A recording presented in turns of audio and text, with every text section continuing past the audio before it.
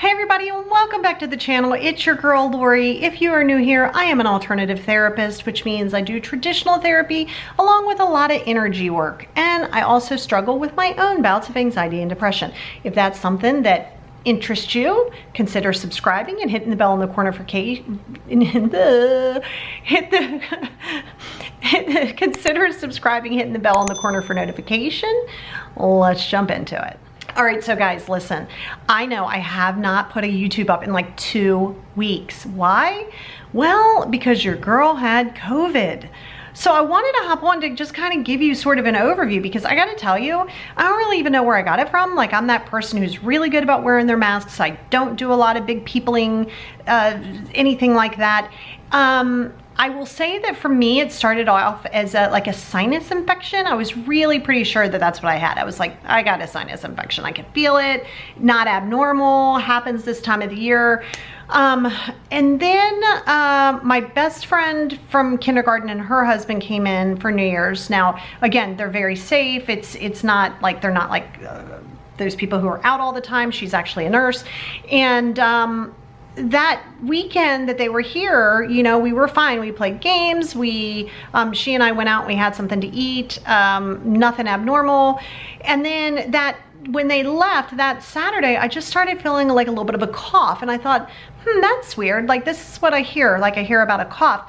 And so I went and got tested that night, and I did not do a rapid test. Now, I will say what they did tell me was that the rapid tests are not as effective as the regular tests. Now, that being said, I guess I'm pretty sure if you have like COVID, really bad COVID, you're probably going to test positive anyway with a rapid test. But I would say like that night I started to get feverish. I started to get chills, really bad chills.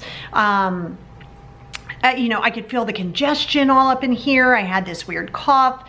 I sort of just didn't feel like myself. I felt really like stuck here in my head. And like I said, I had a low-grade fever, somewhere between 99.7 and about 101. And that kind of lingered, honestly, for about 11 days. That next day, I woke up and I literally probably slept 20 hours on and off.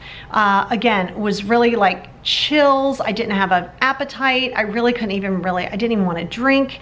Luckily, I was able to still breathe pretty well. And, you know, that is one thing that I wanted to tell you, you know, it can be a very scary thing, right? It can be a very scary process because, you know, it can change on a dime pretty much. And, you know, my symptoms and different things would sometimes change or add. And, you know, I got this weird like rash. I'm still dealing with this rash that I got. That was weird. Like, I got some random rash. It was all the way across my chest and my stomach.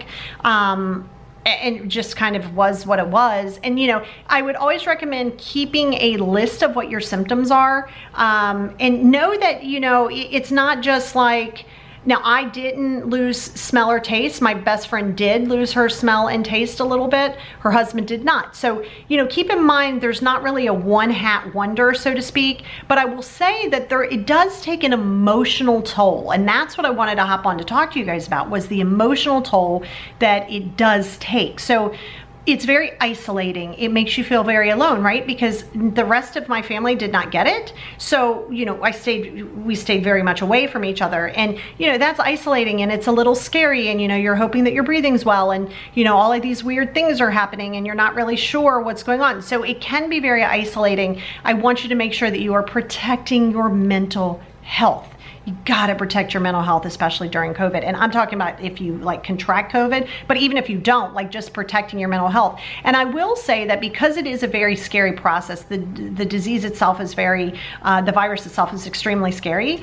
And so you're already dealing with this fear sensor and this fear space. So don't go on the news. You know what I mean? Like, I didn't even go on I didn't even feel like it. So it's like, but I didn't go on social media. I didn't check the news so much. I mean, like, I would check the news on what was going on in like the world, because during that time was when everything was going on down in DC. And yeah, so it's like keeping your awareness, but don't obsess on it. So I am feeling much, much better now. Still have this little like little tingle here, a little tickle here and there. Like I said, I still have this weird rash, and I've gotten really itchy all over my body. That was just some kind of like weird reaction. And then I have managed to start walking again and did 3 miles today, 2 miles yesterday. Unfortunately, you don't just like go back into your regular workout program. You want to be very careful with that. So you kind of have to ease back into it. But from an emotional perspective, you know, try not to panic, because panicking is never going to be your friend. Panicking is going to stress you even more, right? And another thing, my lips are super dry. So I'm sitting here talking to you while I'm recording this with this in my hand. And you know, it's something to be aware of. So on top of all of the physical aspects that COVID brings to you, it also brings a lot of psychological, where you feel super foggy, you feel like sometimes you can't even think correctly, and it does create certain levels. So my advice to you for that is going to be staying mindful, staying in the present moment, avoiding the news at all costs of the illness, because you know all that's going to do is going to create additional anxiety and stress for you, and we don't want that to happen, right? So with that being said, all you can do is be safe. You know, if you get the opportunity to take the vaccine, I would highly recommend it. When you know, I'm going to be sort of in that last group that can get it, the vaccine, but I will take the vaccine when I'm able to do that. I kind of feel like that might be one of the kind of like only ways that we're gonna start forming some form of immunity in some way, shape, or form. And you know, that's a big misconception too, is once you have it, like you have this like immunity forever. That's not a thing. You do have it for a few months. I do have some immunity in there for a few months.